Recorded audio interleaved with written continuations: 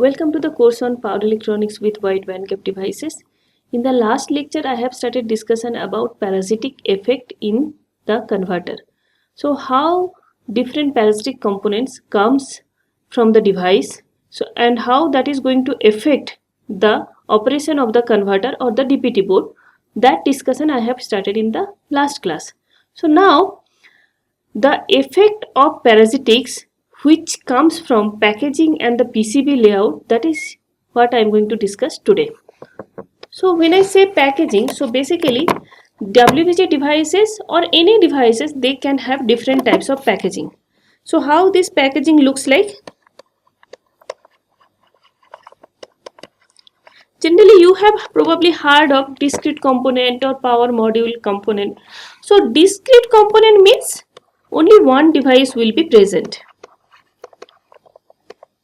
And then power module or the module, there will be more than one device be present in the particular package. So how these devices are available, whether you are buying it discrete manner, means separately, or whether you are buying more than one device in module form, and then this you can use in your particular application. If it is discrete device, so let's say for particular inverter application you need 6 different switches. Okay, so it is like conventional inverter which has 6 different switches. So now the power module, there also you need 6 different switches. Instead of using 6 different switches which you need to use in discrete manner, you can use power module which probably has 6 different switches connected in that particular module. Both are available in the market, and this power module, since it is having 6 different switches connected, so it is like much more compact kind of design, and they are suitable for high power application.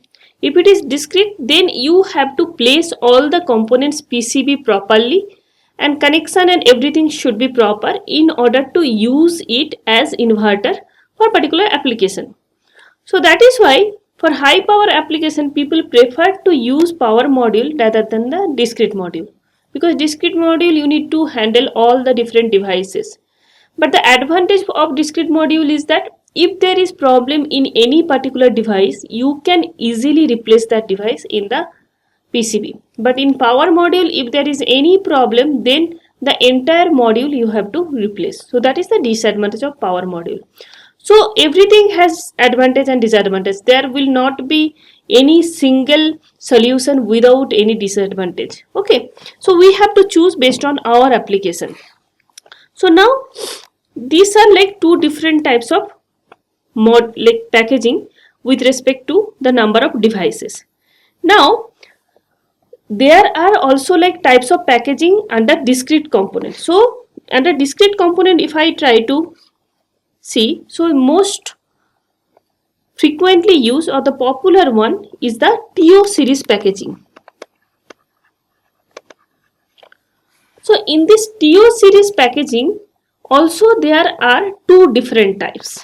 So two different types are classified with respect to through hole versus surface mount,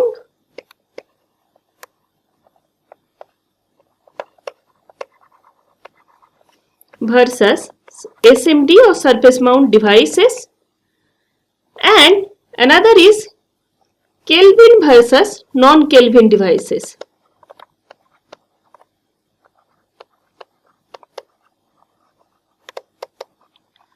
When I say through hole versus surface mount, so this is actually one of the another important area or the selection criteria for designing PCB. So like both are having some advantage, some disadvantage. So whenever you see any GAN devices, they generally are available in SMD types of packaging in order to reduce different parasitic component. Okay, so now through hole means their leads are like much longer than that of the SMD devices. So they are also having some advantage, some disadvantage. Now if I try to tell you about through hole,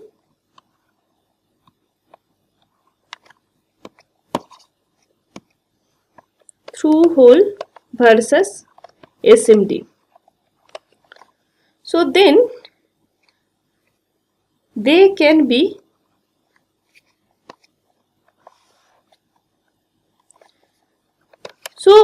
there are actually two different properties which will classify these two different devices. One is electrical characteristics, another is thermal characteristics. In case of through hole kind of devices, thermal management is much better.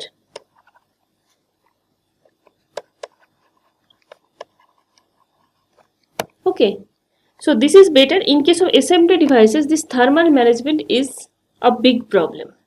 In case of SMD devices, electrical management is much better.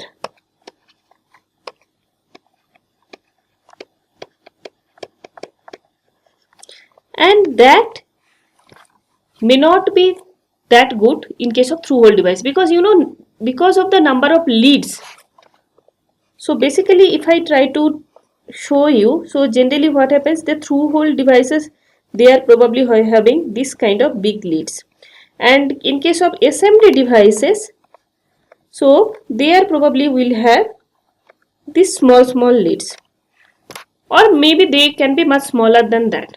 So then what will happen, because these leads are there, so this through hole kind of devices, it has proper place for connecting the heatsink. But in case of SMD devices, what happens, they are connected to the PCB track. So basically back of this device, it is having the connection, so that can be connected to the PCB layers. So now PCB layout, if it is connected, so that is the only place.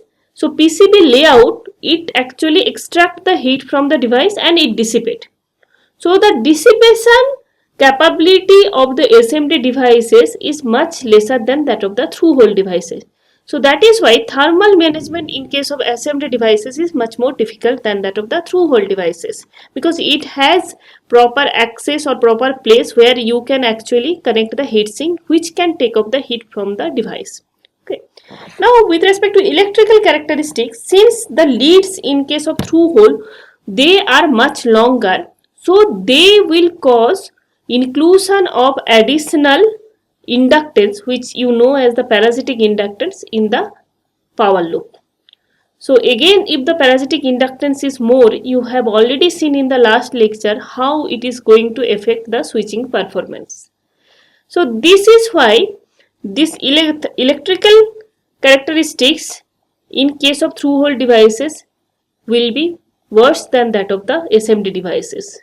So there can be much more ringing, DIDT, TVDT effect due to this additional parasitic element. Okay. Now this is with respect to through hole and SMD.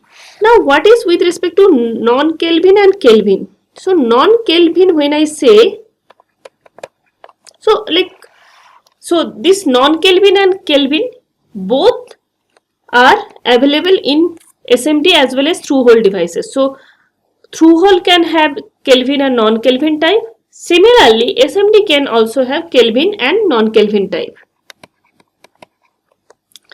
Now Kelvin and non-Kelvin, it is actually depending upon number of leads present. So here only one source is present, one source. So it is similar to that of the, so if I try to tell you with respect to through hole, so it will be having three different legs. Now Kelvin type, there will be two different sources.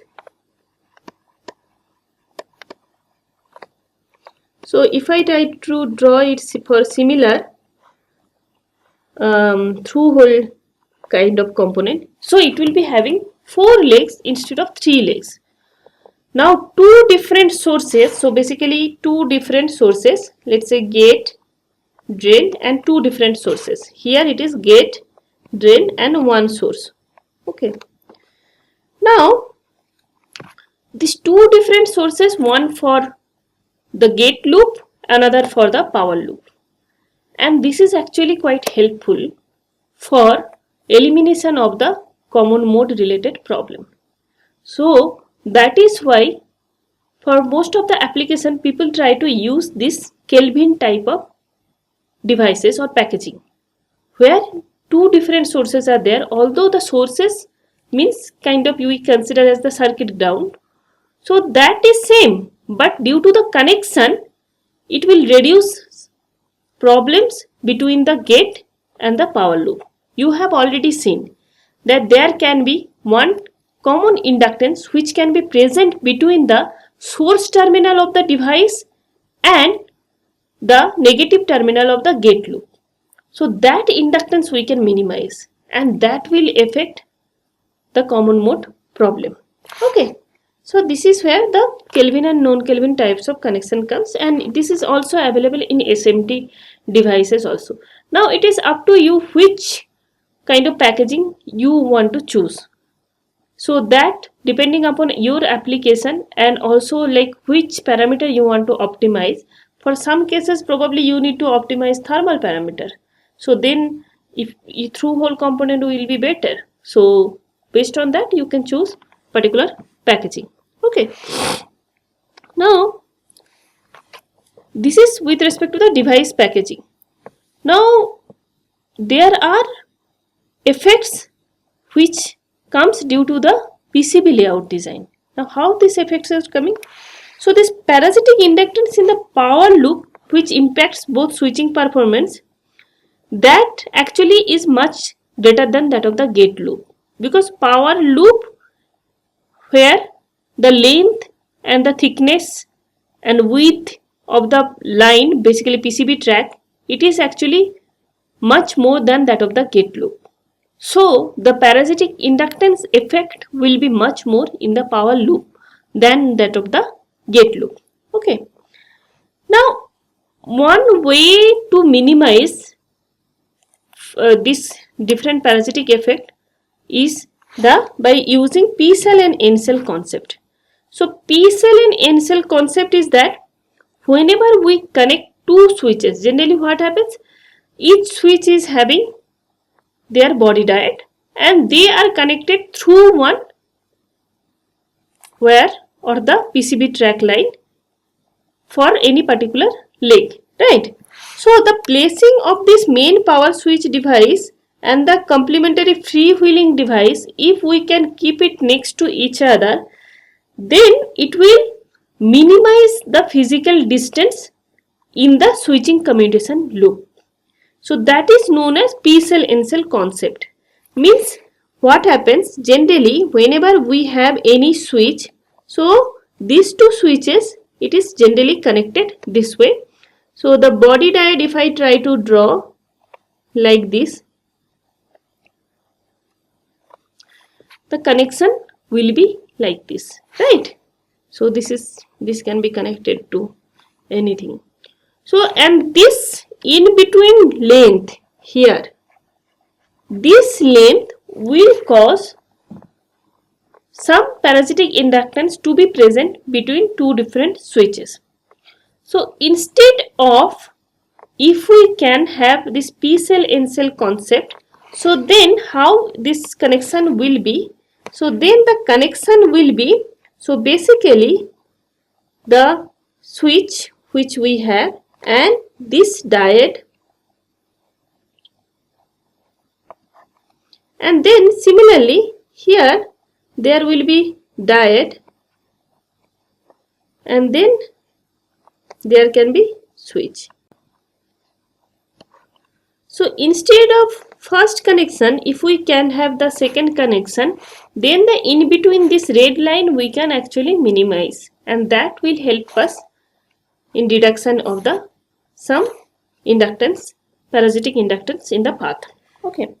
Say this is the first solution. Second is that magnetic field cancellation.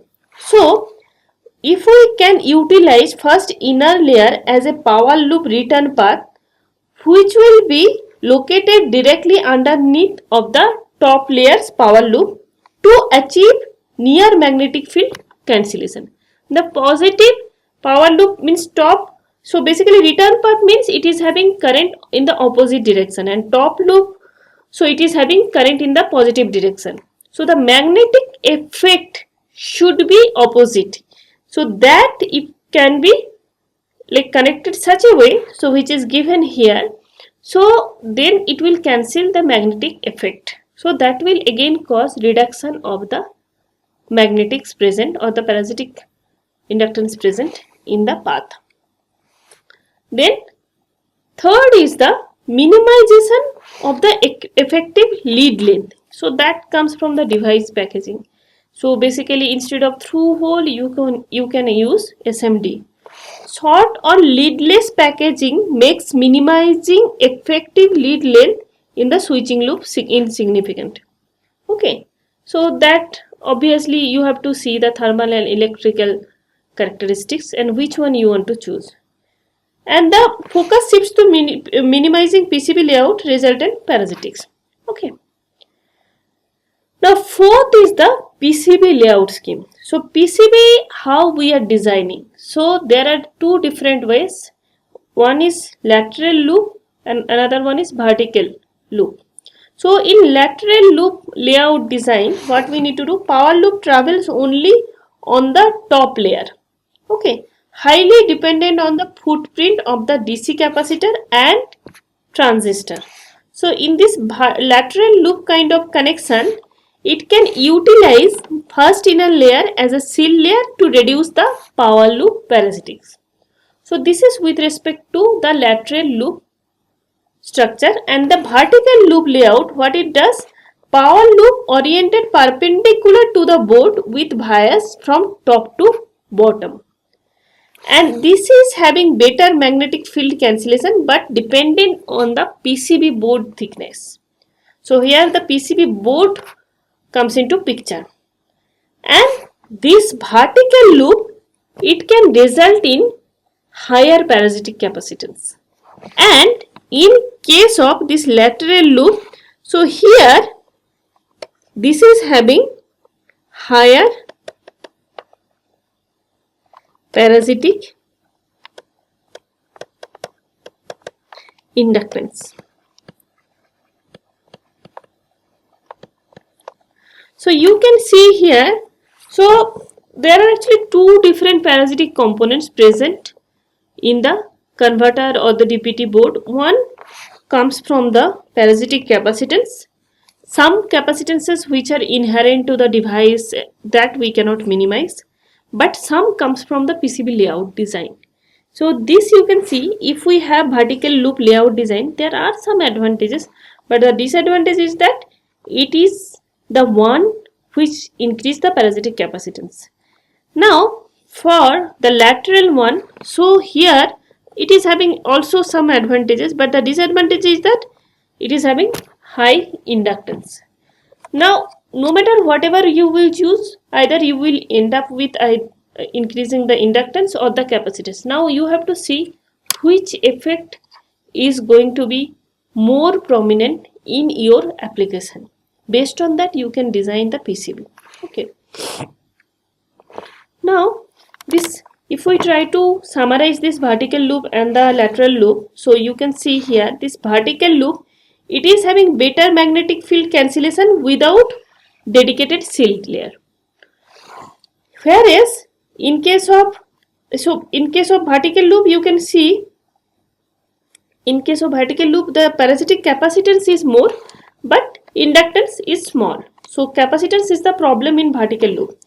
But in lateral loop, better for thermal management.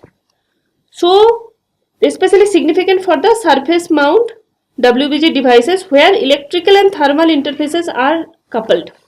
So this is one of the important thing for WBG applications. So as you have seen, for GAN devices, their packaging of the GAN device is such that we have to consider proper thermal management technique for those kind of devices. Now, if this lateral loop design, it helps us in thermal management, then this is like more suitable for this surface mount kind of device where the packaging is very small and where the thermal management is the biggest problem. So then we can consider for like such, let's say GAN devices where packaging is very thin and also thermal management is challenging, so there this kind of layout is much more helpful. And in case of like the basically package where thermal management is not a problem, let's say through whole kind of devices, so there actually we can consider vertical loop since it is having better magnetic field cancellation. Okay, so that is what I told. For GAN systems, bottom side cooled GAN MOSFET, so their thermal management is a big challenge.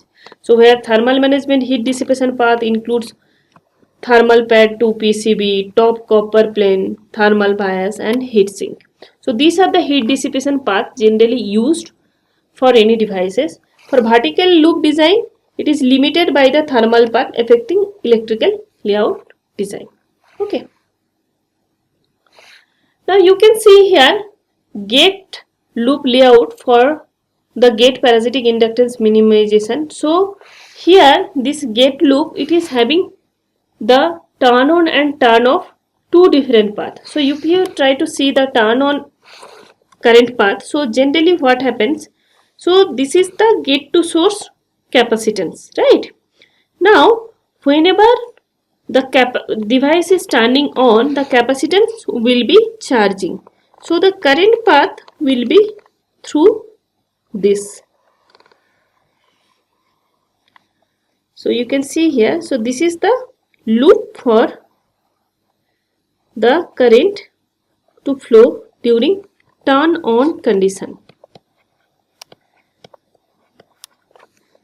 Now during the turn off condition, it is actually capacitance, input capacitance should discharge. So then it is having current path in this direction.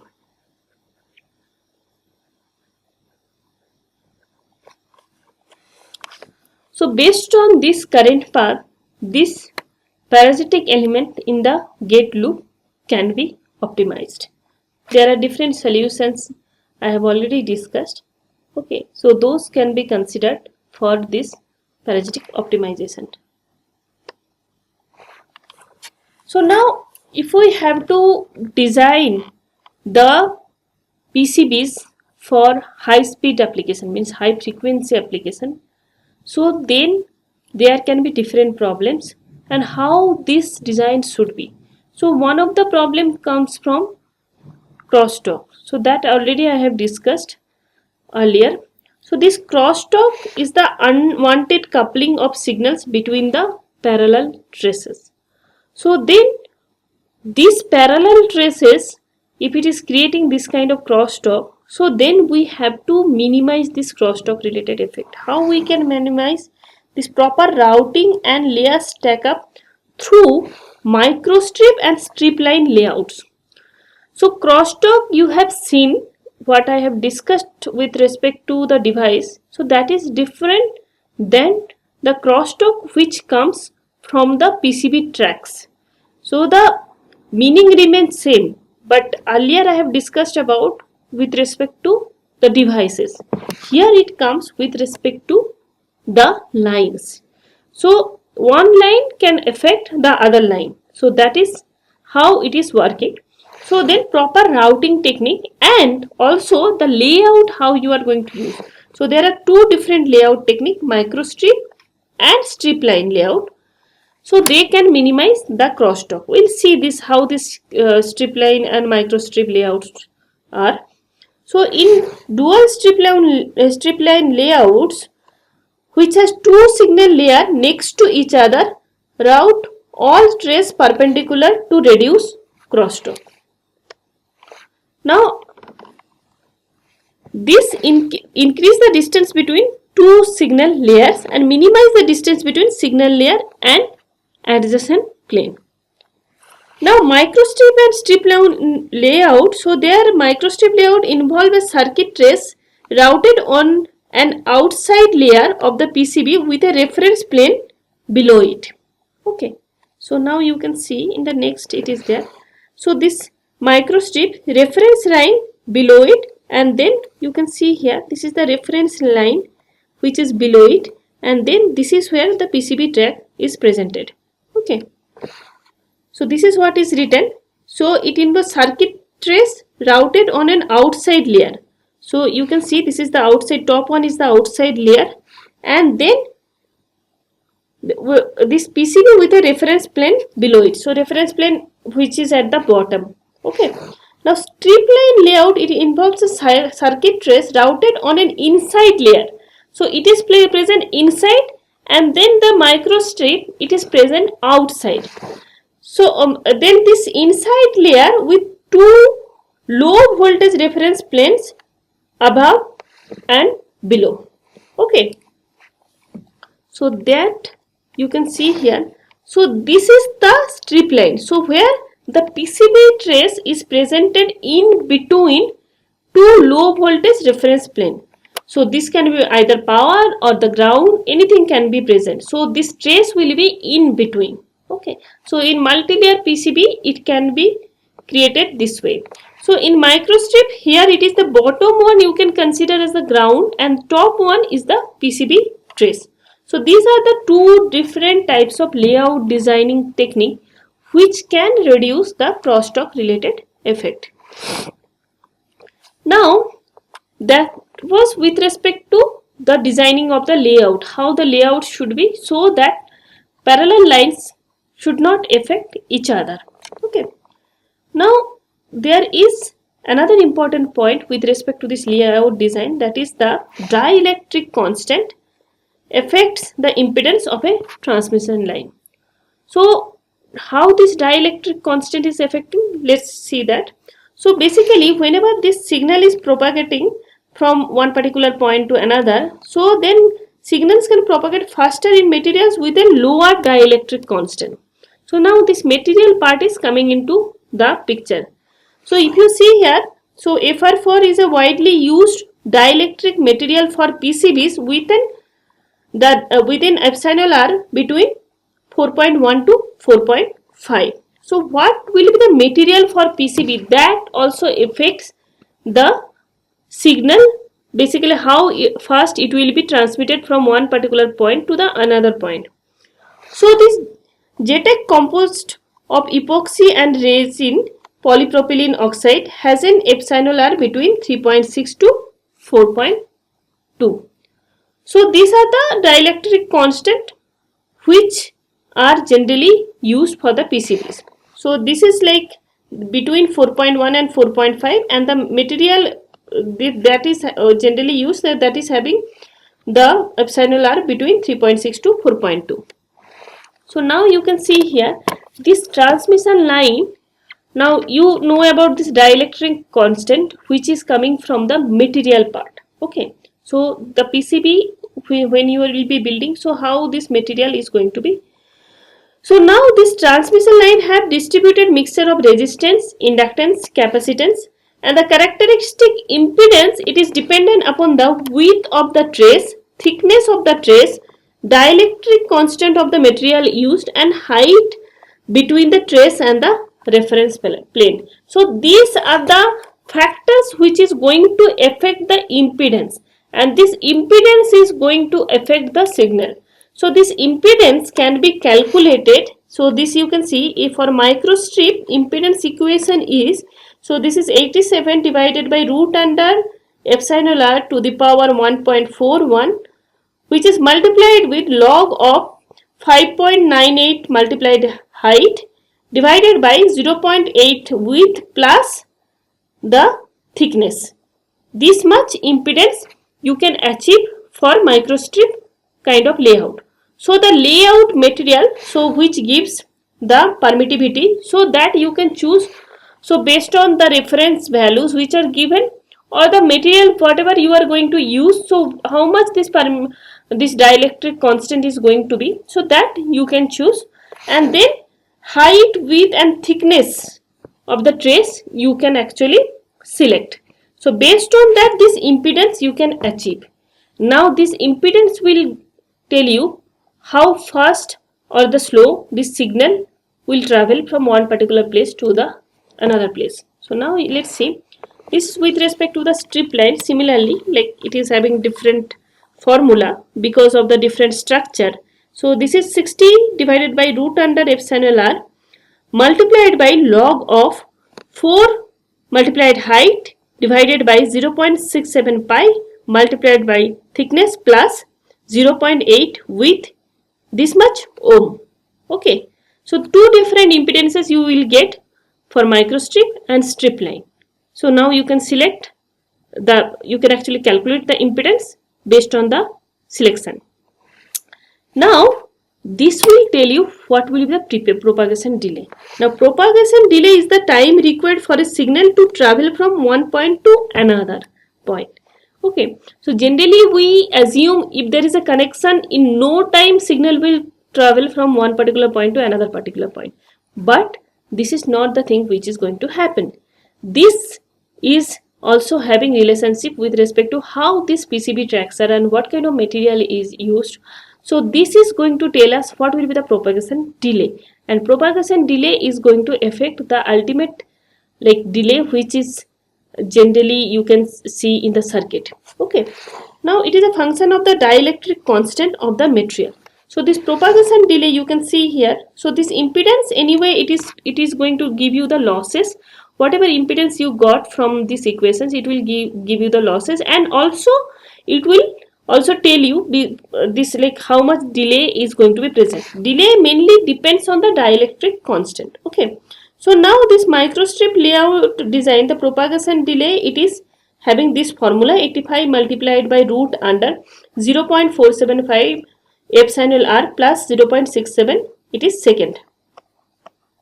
Okay, this is second. So now this much is the propagation delay. So propagation delay basically is coming from the dielectric constant, and whatever impedance you got from this microstrip and strip line, so you can see here it is having unit in ohm. So basically this impedance will tell you how much losses is going to happen. This will tell you the losses.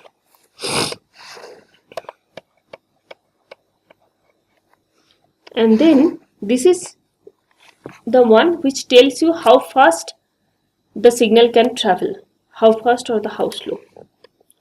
Similarly for strip line layout, you can see the propagation delay, it is also coming from this particular equation 85 multiplied by root under epsilon r, it is second. Okay, so this completely depends upon what kind of material you are using. So this material will tell you how fast and slow the signal will be traveling, and the trace thickness, height and width, it will tell you what will be the impedance, and that impedance ultimately will give you the losses and the heat generation in the PCB track. Okay, this is all about today, and this is the reference, and also for these formulas you can refer the NXP application note.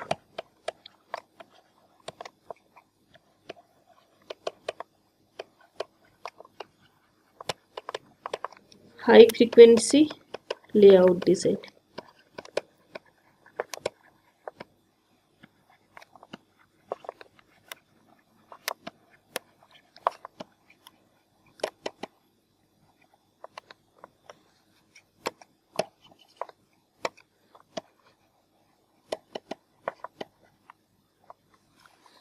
Thank you.